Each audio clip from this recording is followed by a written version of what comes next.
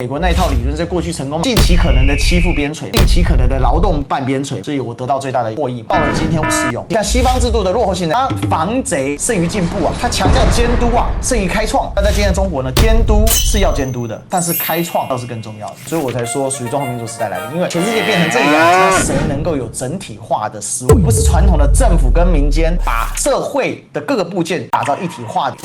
Ladies and gentlemen, welcome the host. 工业化不单单只是大家看到的说，我们有大量的产品可以使用，我们不是这样的，它包含管理。工业化之后才有所有产业链的生产线的思考逻辑嘛，强而有力的国家组织，工业化才有全动员能力。为什么会爆发2次大战，而第3次世界大战那么难爆发？在我看来是这样，就是这2场战争的预示就是人类有遗憾。你说人类学不到教训吗？他还是学到了一些教训，就是人类知道不能全面爆发战争。学不到的教训是人类依然学的，当问题解决不了的时候，就用野蛮的方式解决问题。所以打了这个战争的规模嘛，你看俄乌战争看起来规模已经很大很大了，但是对比2次世界大战，那算什么规模？根本就不是个规模。甚至我们更直白来讲，你对比第1代克里米亚战争都不是个规模。第1代克里米亚战争那可是催生了军医制度，那死伤遍野啊。那是人类工业化之后的第1场真正意义上的全面性的动员性的战争嘛。所以就在思考这个问题，像果冻一样稠稠糊糊的，你说他妈的，你到底可不可以给个答案呢？他就不给你答案。在伊朗这样子，这种属于已经经历过工业化。它虽然没有中国大陆推那么勤，那它依然有一个相对完整化的工业化。你看哦，这个国家一口气被端掉48个从最高领袖开始的最高层，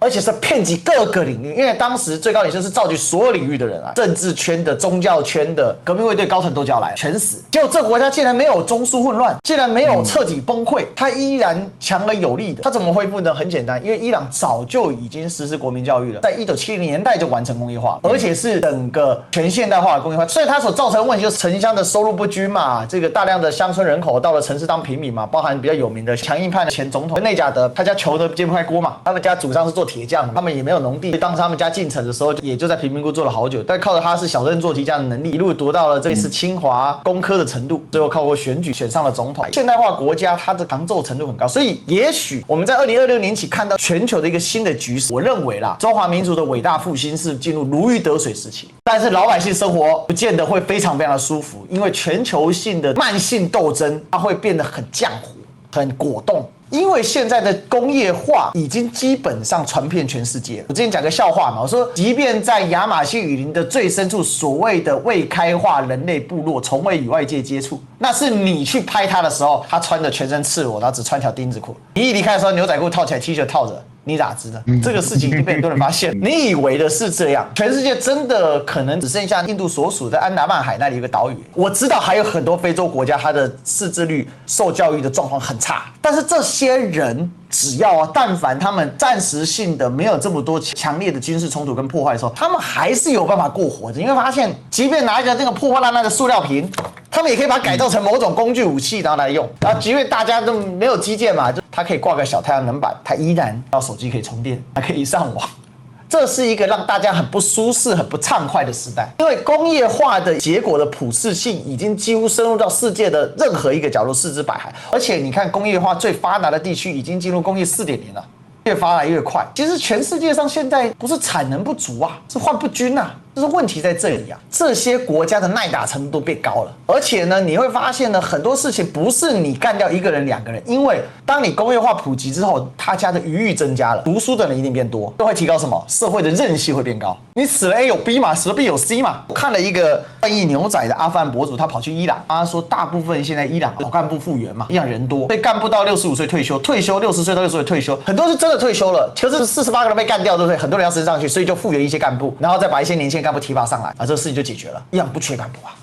一个9200万人的国家，不是你以色列人暗杀就暗杀。其实再退一万步讲，即便规模小到像真主党这个样子，真主党已经完成了现代化组织的改造，所以真主党的韧性就在于说，你用了 BB 扣把它炸得一塌糊涂，你又搞了一堆事情，可是真主党就是灭不掉。真主党的原发性，它能够存活，不是因为伊朗给了多少的钱，其实伊朗给真主党资源真的很少。伊朗要真给真主党资源的话，那今天以色列的梅卡瓦坦克已经满天飞了。为什么活下来了？靠的是它是一个现代化的组织嘛，所以现代化的背后是工业化的普及，工业化的普及所推动这个现代化，它所形成的这种韧性。但现代化国家虽然方法不一，虽然效果怎样等等等等，但它总是有办法可以度过这些难关，不像以前文明动辄灭顶之灾，这个文明要完蛋了，比如说印度和古文明就消失了嘛，因为你没有一个现代化生产的基础，你没有足够的物质基础的时候，你是没有办法维持整个社会的全韧性，所以没有办法任何事情很明确的一刀切，口号喊得很响很爽，像川普一样喊得很爽，但事实上改变得很有限。可是在这种时代，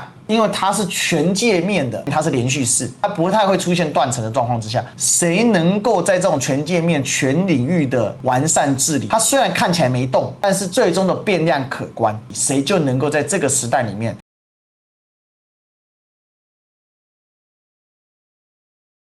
所以现代化国家跟远古国家最大差别就在这里，你拿一个核弹把北京给从地图上抹掉，中国又陷入彻底混乱，绝对不会。中国哪怕在也有完全工业化跟现代化的抗战时期，被日本人这样点兵点将干掉了一堆人，也没咋样。不过当时南京是彻底崩溃，唐生智是绕跑的，化妆成僧侣跑了，整个首都彻底沦陷。中国也没瓦解啊，依然继续跟你打嘛。国府时期对社会的掌控力，它那个组织化程度如此低小，它也就只有实现沿海部分工业化，一部分现代化的引入，比如说从清末开始的传教士啊、租界地啊，或者各种方式的，即便这样，那都不行。那你想现代化国家，所以我说为什么属于中华民族的时代来了？因为今天大陆的组织能力、政府的形式形态、长期计划的能力，它刚好能应对到这个时代的整体性。但是说是刚好嘛，其实也不是刚好。事实上，本质是因为大陆的执政党在组织的时候很重视组织的时刻内部更新的。这一点是在西方的西式民主的架构之下，现在遇到最大的困境。西式民主诞生于要讲到西亚那么早时代，就当代的西式民主诞生于什么时候？英国清教徒革命之后的权利法案，17世纪工业化了没有？没有。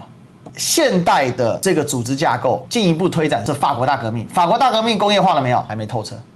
它还在前后，因为工业革命是18世纪末、19世纪上半叶才彻底透彻，都是诞生于工业化前夕或者是工业化以前的时代。然后它有一个适应性，确实它经过了调教适应之后，走到了现代。而这里面调教最好、适应的最好就是美国，当然再结合它得天独厚的地理优势，这个愈发的强大。2次大战的原因其实是2次工业革命大幅提高生产效率，淘汰了大量不适格的劳动力。这样的态势到了今天为什么不适用？因为过程当中他们所调试的方式，透过工业化的优势去欺负工业化的弱势，释放自己内部的社会压力，还有生产增长的压力。所以美国那一套理论在过去成功嘛，核心半边陲边陲嘛，尽其可能的欺负边陲嘛，尽其可能的劳动半边陲嘛，所以我得到最大的获益嘛。然后还发明了很多名词，很屌的名词，比如这个附加价值好高啊，就是全部都 PUA 你啊，凭什么他画个图写个 iPhone， 然后他可以拿99%的利润？这有道理吗？没道理嘛。就比如说对社会主义的、共产主义的很多的理论都在讨论这个问题。那因此我们在往前跑的时候，你就可以看到，到了工业4.0的时代，资讯的革命普世化了。透过一只手机，随时可以学习啊！全世界都有空中大学，全世界都有这种免费教育。他只要一只手机、一个网络，一个孩子，你给他3年，他读书识字没问题，至少读书懂识字，进入这个世界最基本的门槛，那他的韧性就大幅提升。你要欺骗他就不是那么容易了。这样的一个状况，所以我才说属于中华民族时代来的。因为全世界变成这个样子的时候，那谁能够有整体化的思维，而且能够打造一体化的行政的效率，内部的把社会的各个部件，而不是传统的政府跟民间对立性。像西方制度的落后性在哪里？它防贼啊胜于进步啊，它强调监督啊胜于开创，这是很大的问题啊。那在今天的中国呢，监督是要监督的，但是开创、创造是更重要的。伟大复兴，其实复兴本身这个词啊，它所包含的是创新啊，就是恢复过去拥有的，创造更多新有的。我本身人是在这个民主党派，作为一个参政议政的一位积极分子啊，我可以很明显的可以说，平时我们会做的一些事情，真的不是大家所被西方话语抹黑说的中国的整个社会制度或者是政治制度他们所认为的状态，比如说什么一言堂啊等等。我们是真正充分发扬了社会主义的民主，基本上每一个月可能会有3到4次进行内部更新、交换意见的机会。包括我觉得自从社交媒体发展之后，给予的这种空间和机会会变得更多。因为以前可能某种意义上面联系你的困难度还会比现在要更难一点，现在直接一个微信来找您要相关的一些建议。所以说，在整个我的工作过程当中，时时刻刻都在反馈一些我观察到的一些社会出现的一些问题，或者是现在需要解决的方式方法，甚至会开一些主流的去给予集思广益，提供相应的一些看法，并且很大一部分我至少感觉到是有来言去语的。我说的来言去语，不是说在讨论的过程当中的热络，那个是最基本的，而最主要的是当我们提出来了一些问题和解决方案之后，向上承达，不出1个月就会有反馈。我觉得这就是我们现在自我革新是非常重要的，因为我们讲究的是要学会自我批评和自我审视。那在整个社会发展过程当中，我们遇到的，也包括这段时间我们看到的像广西的水灾等等等等这一系列的事情，我们都有在提供我们视角下能给予的一些便利和帮助。所以说我们的这个凝聚，再加上这一套自我革新的这一套制度，再加上凝聚力的执行力，它就某种意义上面弥补了现在你看到的可能17世纪、18世纪的老欧洲所提供出来的那套制度的解法，和250年前的美国他们建立起来的那套制度自我革新的那套逻辑。我们毕竟某种意义上面来说，在新中国成立1949年之后，我们是做过巨大的社会变革和巨大的社会革新的。那这套社会革新的逻辑，某种意义上面来说，就是符合于当下我们的发展逻辑的。所以说，在中美之间彼此之间互相竞合的过程当中，我们为什么保有信心的来源也是来源于这个。另外一个，我觉得要有产出，这个产出坦白讲，近些年仔细看一看中国大陆所形成的这些成就性的这些历史事件的成果，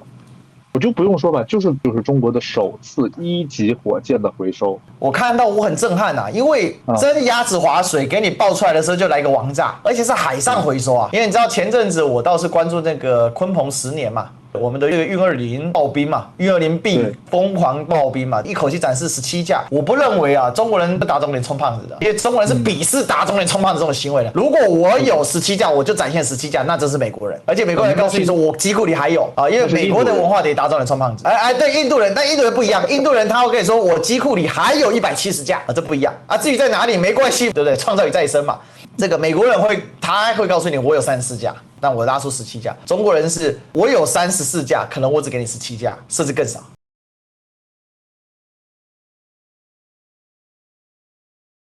我讲为什么中国制度上的优势它能够转换成现实，因为中国重视的是应用层次。事实上，纵观人类历史，应用科学是推动基础科学发展的基石。瓦特改良蒸汽机，热力学才发展起来啊，不是热力学发展起来才有蒸汽机啊。我们不能被美国在冷战之后的那一套给骗。美国那一套就是告诉你说，因为有基础科学，基础科学之后会发展出应用科学，这是错误的。美国之所以那时候会这个样子，是因为美国有得天独厚的优势，全世界上最优秀的人才、最想发财的人都来了，所以美国不需要去解决应用端的问题，因为当时美国是世界的工厂，是世界最优秀的人才，是世界最想发财的一群人，全部聚在这里，这群人就会竭尽可能的去把基础科学想办法拿出来发财。所以政府只要尽管的去赞助基础科学就可以了。这个是一个时空错配下的错误认知。中国这套理论逻辑才是符合人类发展的科学率。你必须先重视应用科学，应用科学反哺到基础科学的需求的时候，它才能真正落地，而且它会形成有机，因为它才会去解决基本的一个问题。比如说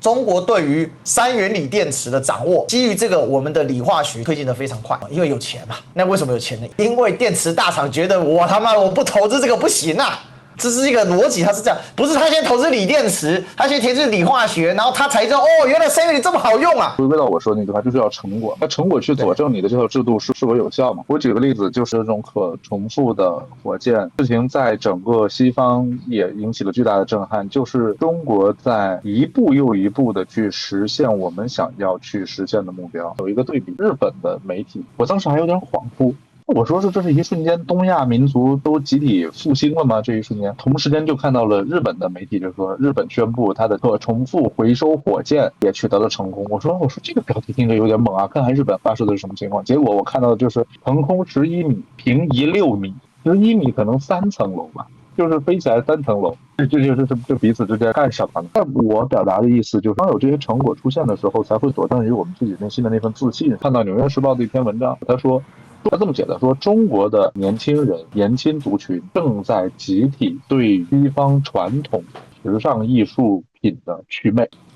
就比如说买那种奢侈品 LV 啊，时尚于欧洲的这些东西啊，衣服啊，然后对于自我的文化自信的产品进入到了一个蓬勃发展阶段。这是《纽约时报》观察到中国的整体年轻族群的一个现象。我觉得这个现象它观察的是挺准确的，这就是来自我们发现我们这套制度所产生出来的优秀的文化不能被忘记，是应该被全世界看见的。再加上我村超的时候买那个蜡染的东西，以及我的家乡云南各种这种文化文创用品，我觉得近10年是井喷的。这10年有一个巨大的变化，就是什么呢？我是10年去台湾地区去做的交换生，但是我在台湾地区做交换生的时候，我有个直观的感觉，就是台湾当时的那些文创用品，那会儿大陆的文创用品还不普及。我去到的时候，我就感觉到台湾的文创用品还挺不错的，真的。5年、10年之后完全掉个，就是当中国大陆发现我们自己在这方面有短板，这些上面或者是我们能发展，能是开拓新的市场之后，你现在去到任何一个地方，不缺的就是这些文创的用品。你去到任何博物馆，你去到任何的景点，我觉得做的一个比一个好，一个比一个漂亮。举个例子啊，以前手摇饮，那台湾是领先全世界。大陆现在强大起来之后，开创出的手摇饮还反向输出到台湾，还是我民族内部的这种文化叙事的竞争。它其实是商业叙事的竞争，但它是隐含一些文化逻辑嘛。那我们把它放到全世界，这种文化的祛魅性，其实它也是来自于说大陆在整个的全体的，包含着社会经济各个发展角度的强大起来，所以这个自信就建设。但是前期很苦啊，也符合中国人的性格嘛，行百里半九十嘛。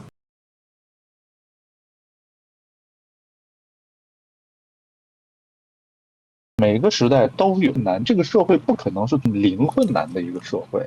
每个时代的人都有面临自己这个时代所面临的困难。我举个例子，我的父母在年轻的时候面临的下岗潮、国企改革，面临的整个社会制度的巨大变革之下，那不也有一部分人会变成制度变革之下的一系列的牺牲品吗？但是不代表这个社会没有进步啊，因为你从这个社会的结果来去看，你至少比80年进步了一大截又一大截。我们也面临我们自己需要去越来越内卷，越来越辛苦。但是我表达的意思就是，我们不能因为看到眼前的这个困难就否定我们整个历史趋势，我们到底站在哪一头。这个世界上有太多的人因为看到了自己眼前的困难而决定否定一切，我觉得这种短视的想法不是我们这个社会创造出来的主流意识。我自己有些时候每天上班的时候，路上我会看人流量和车流量，我就在想，每一辆车里面每一个人都是一个家庭，都是一个自己的梦想。在现在相对困难的情况下面，依旧选择出来觅食生活，这不就是一个民族在和平保养年代之下给予我们最大的一个福利？隐性的这些福利，相比于我去欧洲去对比之后，在欧洲真的很难活的。欧洲得不得什么事情都给你收费，就连去那个超市啊，超市的那个推车，你都得拿硬币得塞进去，你才可以使用。它已经细到了在任何情况下，你的生活你抬个手都有可能，你呼吸都有可能要收费的这种情况之下，再去想想，在我们现在大陆的这个制度之下，我们隐性的这些福利给予我们的这些生活的便利，我觉得大家不能够某种意义上面能有平衡了。大陆的同胞也不是傻子，我们的生活也是分为吃喝拉撒睡，也有七情六欲，也有对于世界的观感，也有自己的情感。我们换句话说，心里面都有一杆尺。如果这套制度真如岛内的信仰宣扬的那套大陆制度那个情况的话，那我们的天早就变了。为什么没有变，反而还越来越夯实，越来越凝聚，越来越团结？我觉得人民百姓要表达，这肯定是有的嘛。这前一段时间也在比较紧绷的时期，但我觉得慢慢的社会可表达的空间肯定又是再次放大，但是它需要一段时间，它是周期性的嘛。比如说90年代表达空间跟2000年初的表达空间是不一样，到了10年之前大概有个比较大的一个自由表达空间嘛，这是一个波动吧。慢慢到15年之后的表达空间又慢慢限缩，为什么？因为大陆进入了一个国际压力很大的时期嘛，就不可能让各种意见到处纷杂嘛，因为对大陆来讲，秩序是第一要务，没有秩序，从中国历史上来看就是这样，稳定的秩序是任何繁荣的基础，全部都是这样，带十国打得一塌糊涂的。就吴越比较重视内部安稳，所以吴越它的整个经济发展就好很多，而且很多流民就跑到吴越这边来生活。又或者比如说马英在的马楚时期的马英，就是第一代楚国王马楚王，他就是一个比较保境安民的人，那个时代两湖地区的发展就好很多。可是他的后面几个儿子重居争朝的时候，把这个马祖搞得一塌糊涂的时候，马上大家就跑光了，人口到最后他又变成一个节度使，在并入被这个宋朝征服的时候，他的人口少得可怕。秩序它是有波段性的，需求它也要看外部环境，看内部环境，这是中国大陆社会治理很重要的基础。但是这个东西就是台湾人很多人都看不懂，所以就会一直不断的用一种很偏狭的角度去解释这个问题。